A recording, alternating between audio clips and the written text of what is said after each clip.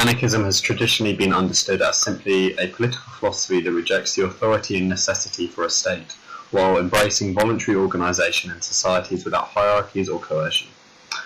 These commitments are of course accurate and central to the anarchist outlook, yet perhaps unlike the world's other major political traditions, it cannot be easily reduced or defined in some of its central ethical values.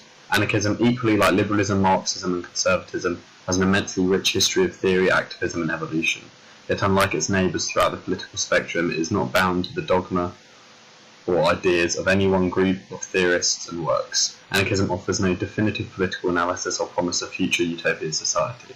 It believes one might be achievable, but argues not for its enforcement or of a fixed goal, rather than the endless and relentless reformulation of political value and goals. I intend to demonstrate this essential malleability and diversity of the anarchist tradition through brief explorations and comments on the theory and study of some of anarchist major thinkers.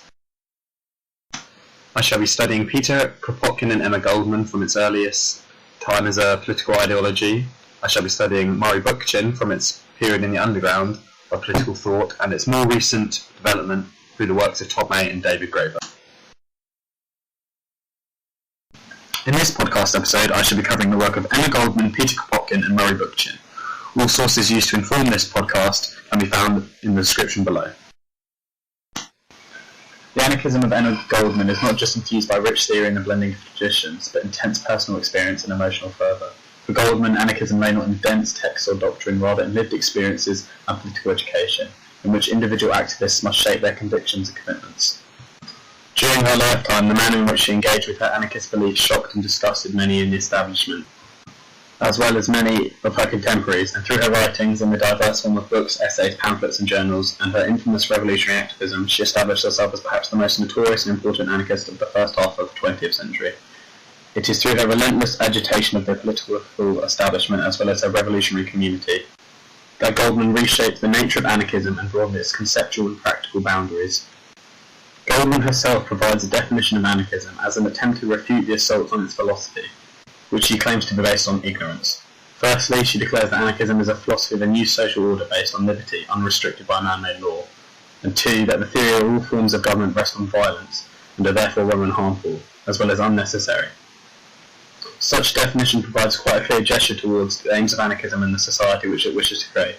Thus, Goldman seemingly clearly answers the question of, is anarchism definable? However, it is important to state that arguably this summarised soundbite assessment of anarchism is not sufficient in giving a complete account of either anarchist theory or practice. As particularly within Emma Goldman's own life, the ideas about what anarchism consisted of changed drastically. The definition she provides is essentially a restatement of classical interpretation of anarchism as perceived by her intellectual forefathers, figures like Boockhin and Kropotkin.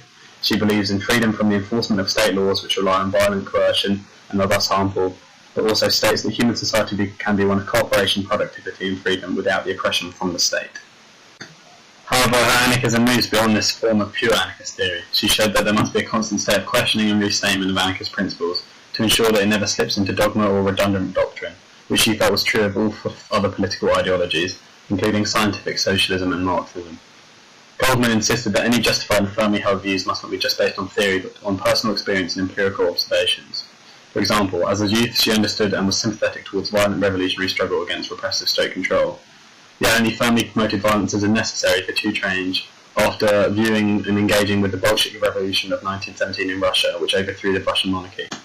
Also, unlike previous anarchists who adopted only complete hostility towards evolutionary means of developing human society through minor struggles like improving wages or workers' rights, Goldman eventually accepted the idea that qualitative changes to lives of individuals were crucial to reshaping society in an authentic way, and thus small and incremental changes, not just revolutionary overhaul, in society was still worthwhile.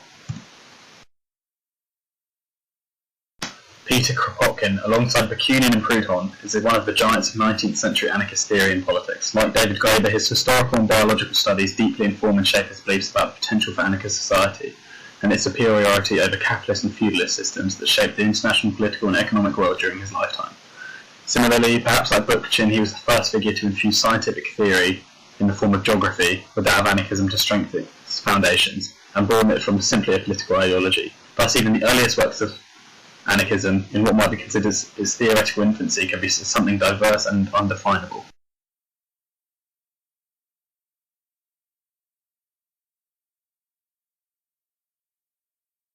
The anarchist philosophy of Murray Bookchin is one sourced from a diverse range of intellectual and political movements like that of Todd May and David Graeber.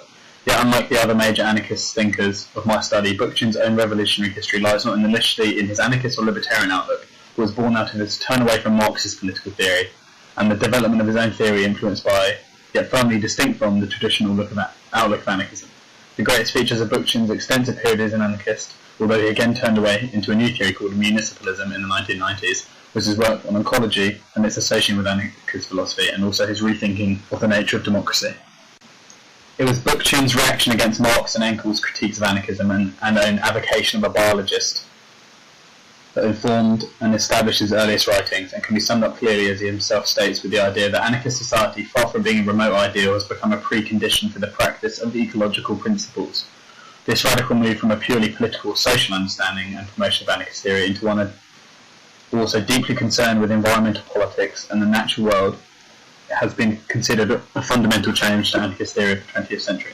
Bookchin promoted a form of ecologism that was deeply influenced by anarchist ideas of organisation and approach to ethical living, promoting the idea that true activists must engage with true ecologism, which is inherently radical, and not just weak environmentalism, which is reformist and advocates a lifestyle approach to revolutionary change. And eventually, it simply enables the longevity of an exploitative hierarchical capitalism. He similarly made the concept of spontaneity, again central to anarchist revolutionary tactics and organisation, arguing it was the best way of establishing an ethical society. Spontaneity in social life converges with spontaneity in nature to provide the basis for an ecological society, claimed Bookchin.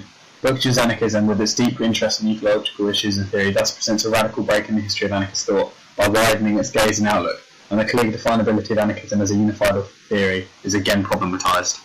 Another element of Bookchin's theory which disrupts traditional definition and features of anarchist theory is his commitment to face-to-face organisation and democracy as the central way of preventing totalitarianism, and no accountability for major institutional figures, even in a post-revolutionary society, which has done away with old methods of parliamentary control.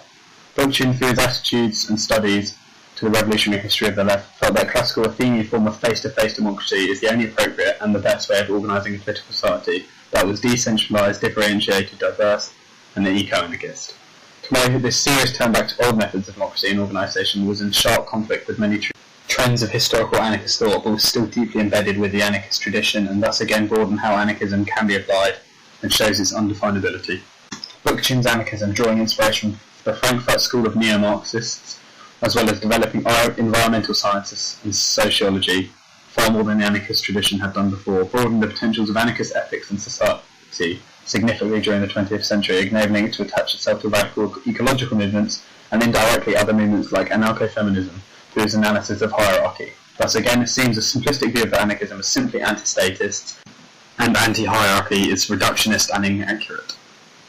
Yet Kropotkin's own approach to anarchism is similarly in line with my own outlook towards the diversity and evolutionary necessity of anarchist theory. Harmony would, it is contended, result from an ever-changing adjustment and readjustment of equilibrium between the multitude of forces and influences, and this adjustment would be easier to obtain as none of the forces would enjoy special protection from the state.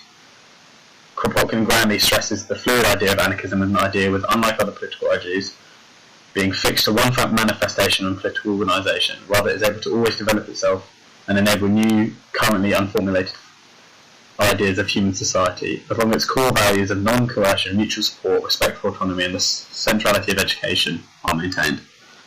Finally, following perhaps the most contentious debate about the ethics and structure of anarchist thought, and more broadly left-wing revolutionary theory, is Kropotkin's firm rejection of a secret society of anarchists, proposed by thinkers like Boockhin, who were to shape the revolution of society through their relentless and never-ceasing actions of revolution and agitation of political society. Kropotkin felt that anarchists must be firmly committed to their own striving and the creativity of their own individual lives. Thus they can fully understand and embrace the promise of anarchism, and therefore he rejects the idea of a professional revolutionist, claiming it would be ridiculous and unnecessary. Kropotkin's understanding of anarchism therefore presents perhaps the strongest example of anarchist theory, which is in line with my understanding of its ever-changing nature.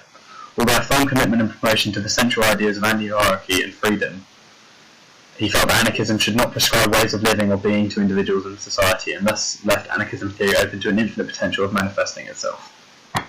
Kropotkin's additions to the wealth of anarchist theory and outlook are vast. Perhaps his greatest achievement is the immense foundation of a scientific basis for the core of anarchist values and evidence from a great array of examples. from wild horses to bees to wolves and migrating deers, social unity through mutual cooperation and aid between members of species was shown to be the rule rather than the exception. Kropotkin thus boldly formed anarchism not only as a revolutionary practice which to herald a new age of human society, but as a natural and well-documented way of organising not only humanity but the natural world as a whole.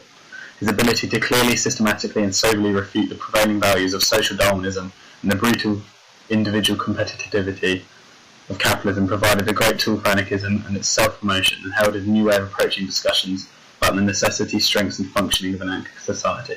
Ultimately, anarchism for Kropotkin lies in the rejection of all unjust authorities, but at the same time strives to maintain and enlarge the precious kernel of social customs without which no human or animal society can exist. In conclusion, through my study of figures throughout the history of anarchist thought, of which you can view the other podcast episode linked in the description, I believe that anarchism is fundamentally a political philosophy beyond easy reduction to definability. It is essentially an ever-evolving theory of broad and diverse influences, able to manifest itself in a great variety of political situations, and thus, unlike other major political ideologies, it is never bound to one particular outlook or approach to political action. Rather, it can remain ever-developing, ever-evolving, even with a number of core and unchanging values.